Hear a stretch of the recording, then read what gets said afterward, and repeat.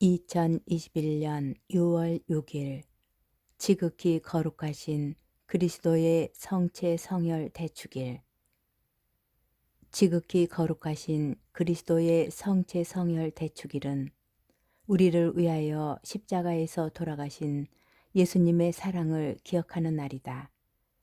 이날 교회는 예수님께서 성목요일에 성체 성사를 지정하신 것과 사제가 거행하는 성체 성사로 빵과 포도주가 그리스도의 몸과 피로 변화되어 우리에게 오시는 주님의 현존을 기념하고 묵상한다. 전통적으로 지극히 거룩하신 삼위일체 대축일 다음 목요일을 지극히 거룩하신 그리스도의 성체 성혈 대축일로 지내는데 우리나라에서는 사목적 배려로 주일로 옮겨 지낸다. 제1독서 탈출기 24장 3절에서 8절의 말씀입니다. 그 무렵 모세가 백성에게 와서 주님의 모든 말씀과 모든 법규를 일러주었다. 그러자 온 백성이 한 목소리로 주님께서 하신 모든 말씀을 실행하겠습니다 하고 대답하였다. 모세는 주님의 모든 말씀을 기록하였다. 그는 다음 날 아침 일찍 일어나 산기슭에 제단을 쌓고 이스라엘의 12지파에 따라 기념기둥 12를 세웠다.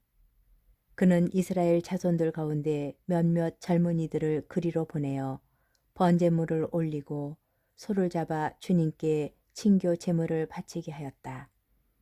모세는 그 피의 절반을 가져다 여러 대접에 담아놓고 나머지 절반은 제단에 뿌렸다. 그러고 나서 계약의 책을 들고 그것을 읽어 백성에게 들려주었다. 그러자 그들은 주님께서 말씀하신 모든 것을 실행하고 따르겠습니다 하고 말하였다. 모세는 피를 가져다 백성에게 뿌리고 말하였다. 이는 주님께서 이 모든 말씀대로 너희와 맺으신 계약의 피다. 주님의 말씀입니다. 제2독서 히브리서 9장 11절에서 15절의 말씀입니다. 형제 여러분, 그리스도께서는 이미 이루어진 좋은 것들을 주관하시는 대사제로 오셨습니다. 그분께서는 사람 손으로 만들지 않은 곧 이 피조물에 속하지 않는 더 훌륭하고 더 완전한 성막으로 들어가셨습니다. 염소와 송아지의 피가 아니라 당신의 피를 가지고 단 한 번 성소로 들어가시어 영원한 해방을 얻으셨습니다. 염소와 황소의 피, 그리고 더러워진 사람들에게 뿌리는 암송아지의 재가 그들을 거룩하게 하여 그 몸을 깨끗하게 한다면 하물며 영원한 영을 통하여 흠없는 당신 자신을 하나님께 바치신 그리스도의 피는 우리의 양심을 죽음의 행실에서 얼마나 더 깨끗하게 하여 살아계신 하느님을 섬기게 할 수 있겠습니까? 그러므로 그리스도께서는 새 계약의 중개자이십니다. 첫째 계약 아래에서 저지른 범죄로부터 사람들을 속량하시려고 그분께서 돌아가시어 부르심을 받은 이들이 약속된 영원한 상속재산을 받게 해주셨기 때문입니다. 주님의 말씀입니다. 복음, 마르코 복음 14장 12절에서 26절 사이의 말씀입니다. 무교절 첫날, 곧 파스카 양을 잡는 날에 제자들이 예수님께 스승님께서 잡수실 파스카 음식을 어디에 가서 차리면 좋겠습니까? 하고 물었다. 그러자 예수님께서 제자 2사람을 보내며 이르셨다. 도성 안으로 가거라. 그러면 물동이를 메고 가는 남자를 만날 터이니 그를 따라가거라. 그리고 그가 들어가는 집의 주인에게 스승님께서 내가 제자들과 함께 파스카 음식을 먹을 내 방이 어디 있느냐 하고 물으십니다 하여라.